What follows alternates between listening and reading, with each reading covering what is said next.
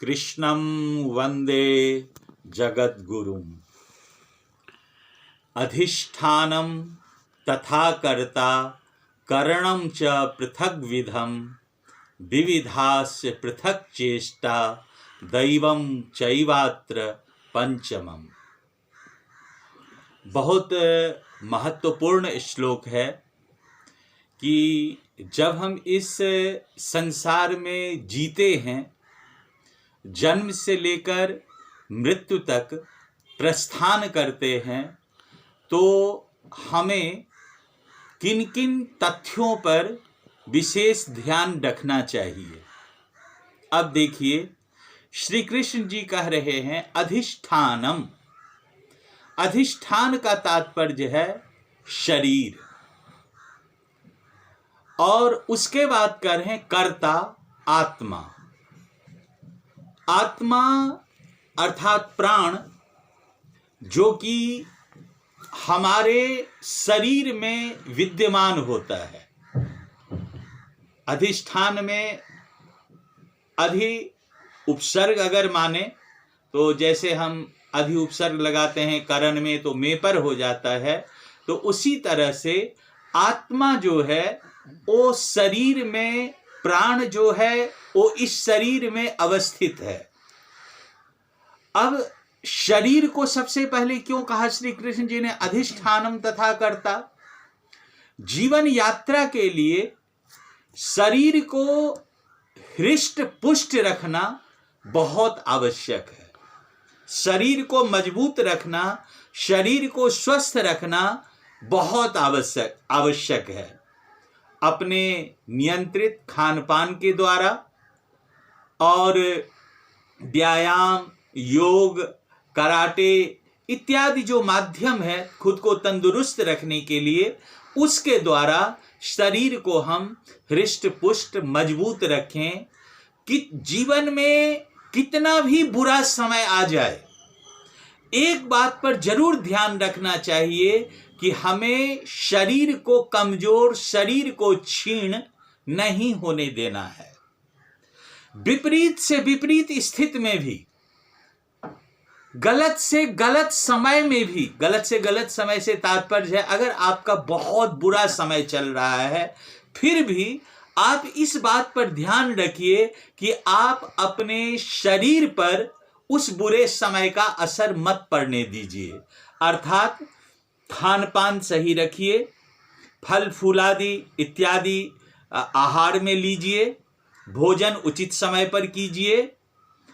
बाकी शौक की जरूरत नहीं है कि जो हम शौक को पालें। बहुत से लोग जाकर के रेस्टोरेंट में खाते हैं, इधर खाते हैं, उधर खाते हैं, लेकिन अगर हम घर में ही खाते हैं तो घर का खाना जो है सबसे स्वादिष्ट, सबसे स्वास्थ्यकर होता है और आपके पैसे की भी बचत होती है। बाहर में आप जिस तरह का अच्छा भोजन 1000 रुपये में करते हैं, तो घर में आप उस तरह का भोजन 150-200 रुपये में आप कर लेंगे। तो अधिष्ठानम, शरीर को हृष्ट पुष्ट मजबूत रखना है। और कर्ता अर्थात आत्मा, प्राण, जिसके द्वारा यह शरीर संचालित होता है। हम लोग मैं से तात्पर्य इस शरीर को समझते हैं, लेकिन जो अभी बोल रहा है, खुद को मैं कह रहा है, वो इस शरीर से बाहर निकल जाएगा तो फिर इस शरीर को मैं मेरा कहने वाला कोई नहीं रह जाएगा। लेकिन आपको जीवन यात्रा शरीर के माध्यम से करनी पड़ती है।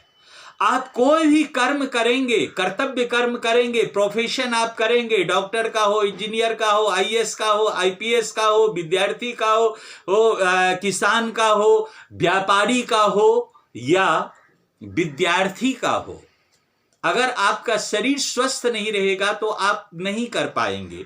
और ये आत्मा जो है, जो करता है, जो यह कहता है मैं, वो अपना प्रभुत्व शरीर के स्वस्थ होने पर ही दिखा सकता है, अन्यथा आत्मा अपना प्रभुत्व नहीं दिखा सकता। कुछ लोग सोचेंगे कि आत्मा तो स्त्रीलिंग है और शास्त्री जी उभय मतलब दिखा सकता पुल्लिंग क्रिया का प्रयोग कर रहे हैं, तो वो भी आपको बता दूं आत्मा उभय लिंग है। वैदिक दर्शन में स्त्री पुरुष में कोई अंतर नहीं है, क्योंकि दोनों के अंदर एक समान एक आत्मा है। इसलिए हम आत्मा को स्त्रीलिंग और पुल्लिंग दोनों क्रियाओं में प्रयोग कर जाते हैं। तो अधिष्ठान हो गया कर्ता, जिस कर्ता में स्थित अधिष्ठान हो गया शरीर, और कर्ता हो गई आपकी आत्मा, जो आत्मा इस शरीर में स्थित होकर के अपना प्रभुत्व दिखाता है। अधिष्ठानम तथा कर्ता करणम च पृथक विधम। हमारी जो ज्ञानेंद्रियां और कर्मेंद्रियां है, जिसके माध्यम जो ज्ञानेंद्रियां और कर्मेंद्रियां कर्मों के करने में सहायक होती है। तात्पर्य है इससे कि हम अपने हाथ को भी सही रखें, हम अपने कान को भी सही रखें, हम अपनी आँखों को भी सही रखें, हम अपनी जो बोलते हैं वाणी है इन सब को सही रखें। तो क्योंकि ये ही कर्म के करने में सहायक है।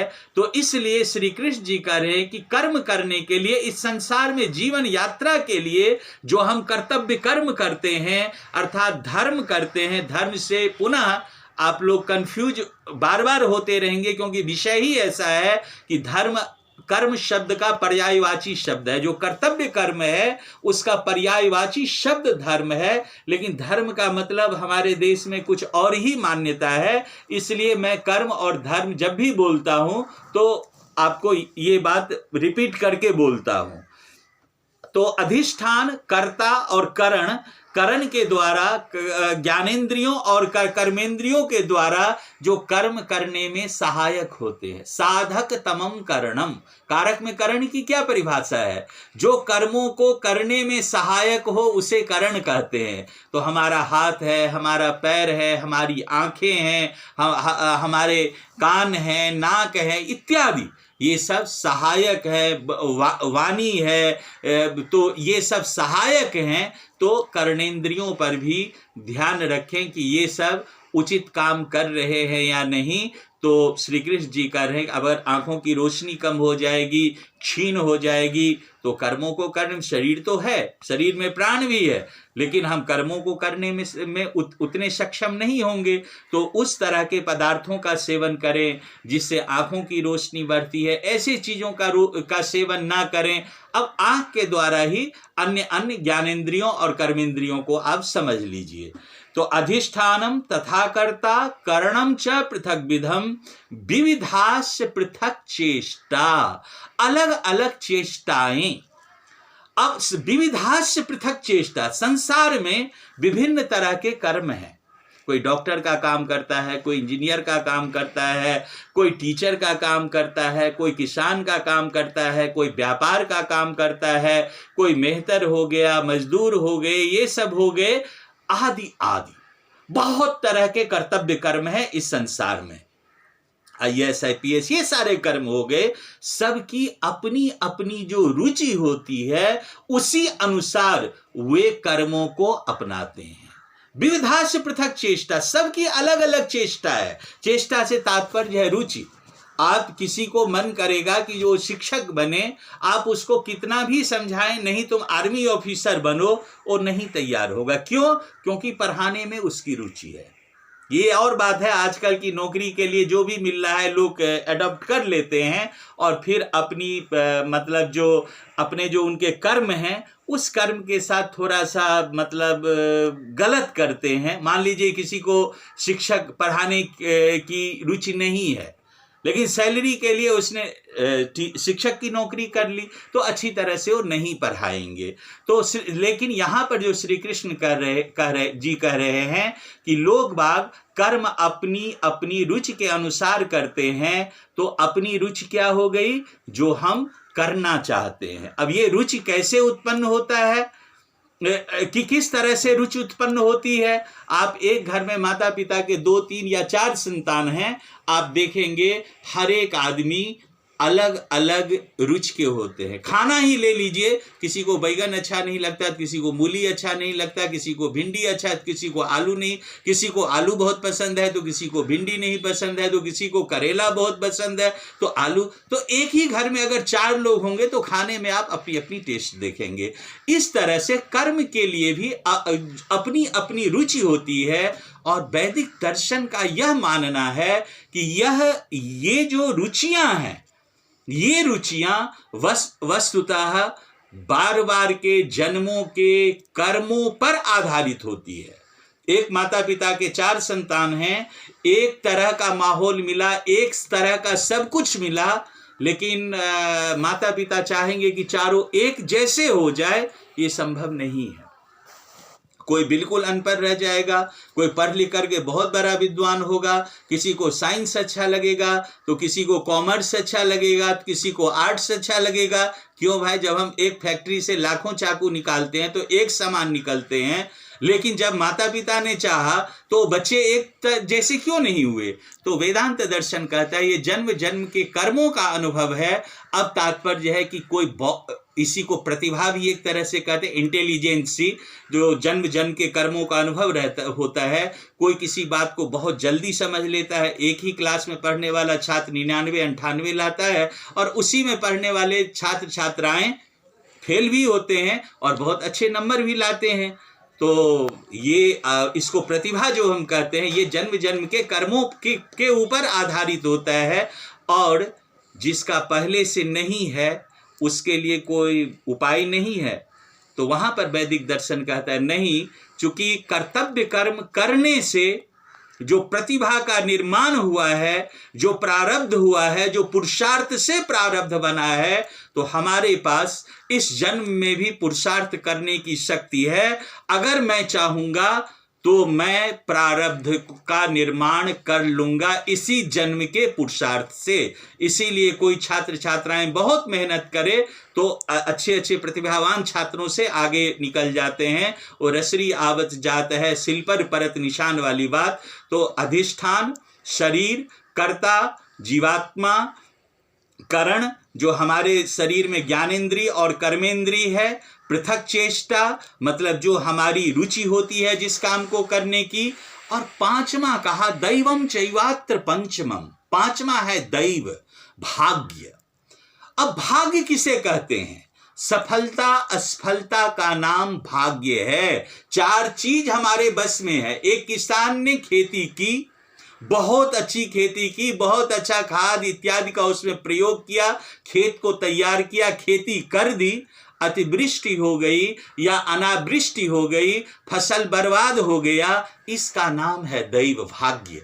हम लोग आरंभ में भाग्यवादी बन जाते हैं, हम लोग शुरू में भाग्यवादी बन जाते हैं और तमाम ग्रह नक्षत्र इस सब को साधने में लग जाते हैं। गीता के दूसरे अध्याय के 41, 42, 43, 44 श्लोक में श्री कृष्ण जी ने क्या कहा है, पढ़ेंगे तो इसके बारे में समझ में आएगा। मैं आऊंगा इस श्लोक पर बाद में, लेकिन आज इस श्लोक की व्याख्या संपन्न करते हुए कि भाग्यवादी हमें नहीं बनना चाहिए, क्योंकि श्री कृष्ण जी कह रहे हैं दैवम चैवात्र पंचमम, 5वां जो है भाग्य है। भाग्य क्या है? दैव क्या है? सफलता असफलता का नाम भाग्य है। कोई बच्चा बहुत अच्छा पढ़ लिख करके आईएएस बन गया, आईपीएस बन गया, और पता चलता है कि नौकरी वाले दिन या उसके 4 दिन के बाद किसी एक्सीडेंट दुर्घटना में उसकी मृत्यु हो गई। इसका नाम भाग्य हो सकता है। किसान ने खेती की, अतिवृष्टि हो गई, अनावृष्टि हो गई, इसका नाम भाग्य हो सकता है। बहुत अच्छी तैयारी की, किसी कारण से परीक्षा सस्पेंड हो गया, या हम जो पढ़ करके गए उन चीजों से हम थोड़े से जो पेपर आया हम दूर हो गए, तो भाग्य है इस चीज का नाम। कि आईएएस आईपीएस में बहुत से बहुत लेबोरियस स्टूडेंट जो एक बार में पहला स्थान भी मतलब 500 450 में कोई स्थान नहीं निकाल पाते हैं, दूसरी बार में वो प्रथम स्थान पर आ जाते हैं। ऐसी बात नहीं है कि पहली बार उनकी तैयारी नहीं थी, दूसरी बार उनकी तैयारी हुई। इसका नाम भाग्य है। सफलता असफलता का नाम भाग्य है। लेकिन ये 4 चीज आपके बस में है। शरीर को हृष्ट पुष्ट मजबूत रखिए, आत्मा से युक्त रहिए, तब आप प्राण आत्मा से युक्त रहेंगे। आत्मा से युक्त होने का मतलब सही कर्म भी करना है, कर्तव्य कर्म भी करना है। चोरी, डकैती, जमाखोरी, भ्रष्टाचार, स्नैचिंग, खींचातानी, ये सब नहीं करना है। तो इसका भी नाम आत्मा से युक्त होना है। कर्मेंद्रियों को, ज्ञानेंद्रियों को, कर्मेंद्रियों को ठीक रखिए। और चौथा, जो आपकी रुचि है उसमें आप मेहनत कीजिए। सफलता असफलता को छोड़ दीजिए कि उसका जो होगा देखा जाएगा। तो श्री कृष्ण जी ने कहा कि ये 4 आपके बस में है, भाग्य आपके बस में नहीं है, जिसका नाम सफलता असफलता है। तो आज इस श्लोक की व्याख्या को यहीं विराम देते हुए आगे पुनः किसी श्लोक को लेकर के आपके समक्ष उपस्थित होऊंगा। तब तक के लिए सभी को प्रणाम। कृष्णं वंदे जगद्गुरुम्।